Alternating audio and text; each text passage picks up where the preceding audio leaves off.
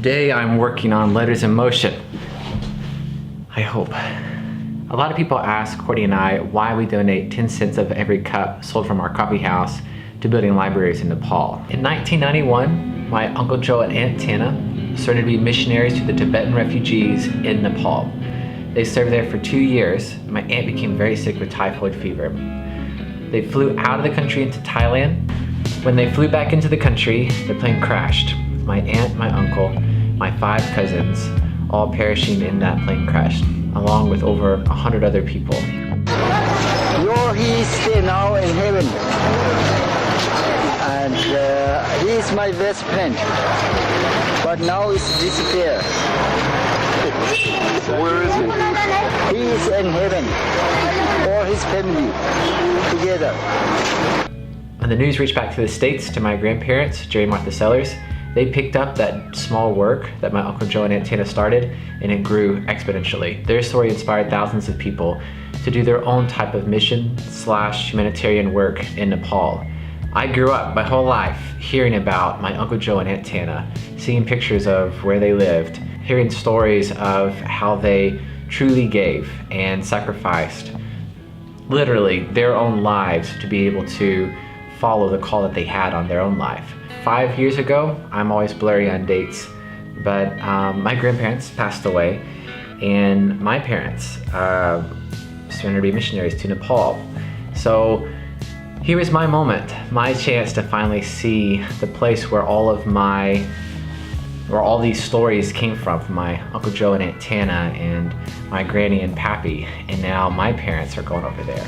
Here I am inside of Nepal, inside of the same 700 square foot apartment that my Uncle Joe and Aunt Tana was in, that they lived in, that my grandparents, Jerry and Martha Sellers, maintained all of these years. And it was completely overwhelming. It absolutely defined what I wanted to do with my life. And in some way, in some capacity, I knew that I was supposed to be involved in Nepal in humanitarianism or missions or something to do. So I spent 2 years living there, traveling all throughout the country with my best friend Kumar, and it was there that I became very burdened with raising awareness for providing hope for orphans over in Nepal specifically. And I had no idea how to do any of that. So I came back to the States, went to Jackson State for a little while, transferred over to UTM, the University of Tennessee at Martin. One summer after meeting Courtney, talking to her on the phone while she was doing some work over a summer program in the Grand Canyon, it came to me. I have to make it extremely easy for people to make a difference, to make them care. All the video work, all the photography, me talking about like my passion for making a difference inside of Nepal fell on deaf ears. Like it didn't really connect. I had like a minute of attention, or really 15 seconds of attention, and then it was gone. It was very frustrating for a while, having an enormous passion to make a difference, but not knowing how to communicate that in a proper way to make a difference. That was a huge problem that I was trying to find a solution to.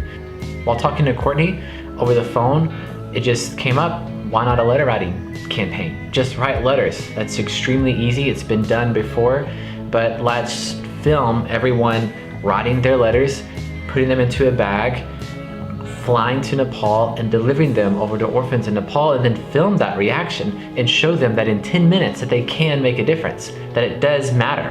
And I think the beauty of all of that was we built a structure to where we at least give them the baby step, like the first step to being able to go and make a difference. And then we tried to follow that momentum throughout their whole journey. I think 3 years ago or so, we had the idea for Letters in Motion.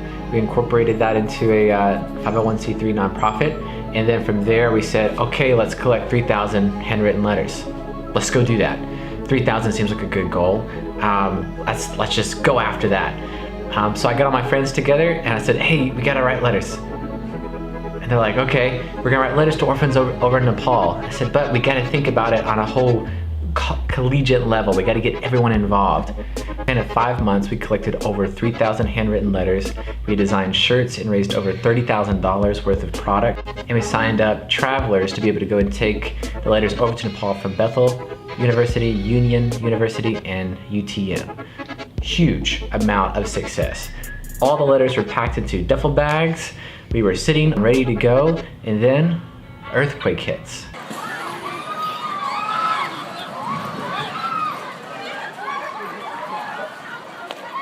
One of the biggest earthquakes that they have seen in a long time, and the infrastructure of that country, which is already very weak, fell in, and our whole mission and drive with everything switched to, what can we do? We have momentum, we have letters, but that doesn't seem like enough, and how can we raise money to be able to alleviate, part of what's going on in this country right now? So we messaged everyone that we could and started raising money for temporary structures to be able to build those. And a lot of the people that my family is connected to on the ground, everybody switched to, this is relief work now. I started getting calls from everyone in Facebook messages saying, oh, I'm so sorry that you can't go to Nepal anymore.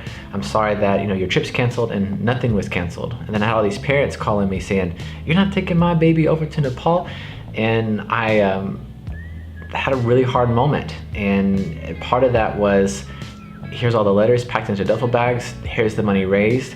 We're not sure if we can land inside of this country because they're turning planes away. They're trying to drop relief aid, and I don't want to get into the way of other relief planes dropping in, and very uncertain with all of it. But it all came to a head. Like, we had successfully started a movement, the letter movement, and we had connected with 5 different countries that sent in letters from private and Christian schools, and over 15 universities wrote letters all the way from Texas A&M to all the local schools around this area, all the way to Connecticut. And they're just sitting all right here in bags, and I didn't know what to do. And so I called some people that I thought could give me some advice, and their advice was, maybe you bit off a little bit too much. And so, here I am, not knowing how to execute on this huge movement that we've started and wanted to do. And I called each of the travelers and I said, hey, this is gonna be really hard. This trip's gonna be dramatically different. I don't know the itinerary, and I don't know how we're going to navigate through this infrastructure that's been damaged, and I don't know how we're gonna make it happen, but I know that I'm going, and I have to go, and I would love for you to come with me, but I understand, I'll give you a full refund on everything for your trip. And every single one of them said no. They need this more than ever. So here we go, man. We drop in country, we deliver the letters, we build the temporary structures. We survive that trip, being extremely hard. My first time leading a group of students throughout that country. I had traveled all over the world before, but never have I led students that had never been on a plane before, let alone in a foreign country that has damaged infrastructure and just chaos everywhere, to be able to do something productive in that time. And that's what we did. We came back to the States, we made all the films, we told everybody about it, and it just grew and grew and grew. And we led 2 more trips to Nepal, and we expanded to Kenya and Uganda, and it just began to just build and build and build. And Courtney and I, to keep a long story short, which is already pretty long, we needed more. We needed something to engage inside of a community. And we began thinking about a self-sustaining structure that would allow us to make long-term impact in a very easy to start way. And that's complicated. And at that time, our media company was booming, and we had some extra funds to be able to move around with. So we spent a lot of time researching and trying to figure out how to do it.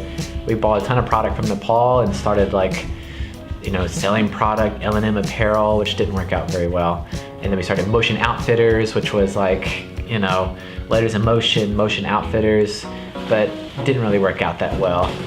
And so we thought, well, what about something easy? We need tea, we need coffee. So we saw this building, what is now Martin Coffee House. I wanted that very badly for this, my studio, creative environment, awesome, huge 2,000 square foot building. That was my dream. But we quickly Courtney saw that it needed to be a place for the community. It needed to be a place where we could try out this idea of a self-sustaining structure that would lead to long-term impact inside of Nepal. And then it all just came together. No experience in coffee. Love coffee. Zero experience. Had no idea about roasting or co-op movements or fair trade organic or how to get a hold of it, how to roast, how to pull espresso shots, how to mix drinks. I have business experience, but zero on coffee, but we knew we had to. And so we started, we got the building, we were in there for a little while, and then we started the process, the 8th month process of developing everything to sell coffee. We went and got trained in Nashville at Bongo Java. Amazing coffee, amazing people. Bongo Java, you're amazing. They taught us everything that we asked and even more that we want to get training on. So they taught us so many things and helped us with every step of the way. We developed all of our recipes ourselves. We got our custom blends of roasting. We figured it all out, and then we opened. And from August 18th, with our official opening, till today, which is June something, we've sold over 42,000 cups of coffee. 42,000. In a population of Martin, Tennessee, which is around 11,000 people, we have engaged our community and said, hey, making a difference inside of Nepal, halfway around the world, in between China and India, where Mount Everest is at, is as easy as drinking coffee. And if you want to be involved, then awesome. If you don't, enjoy your coffee. Just, there it is. And now we're to the point where, the coffee shop's almost done. My whole passion is, and my whole drive is to be able to make a lasting impact in Nepal, not to drop into a country and drop a bunch of money and just buy a bunch of stuff and then leave, but to invest inside of projects that are going to be there when I'm gone. And that takes time. That takes decades to be able to figure out the logistics behind that. But that's my mission in life, and that's what I'm doing. And a lot of people say, why in the world do you have so much? I never wanted that much. I never wanted so many different businesses and aspects. I hate the taxes and the freaking accounting work to figure everything out. But it's problem solution. Like, if I'm going to engage my community, I need a space and I need a product to sell. Well, that's coffee. So I'll figure out the coffee industry. If I'm gonna lead a movement, I have to be able to market. So there's my marketing agency.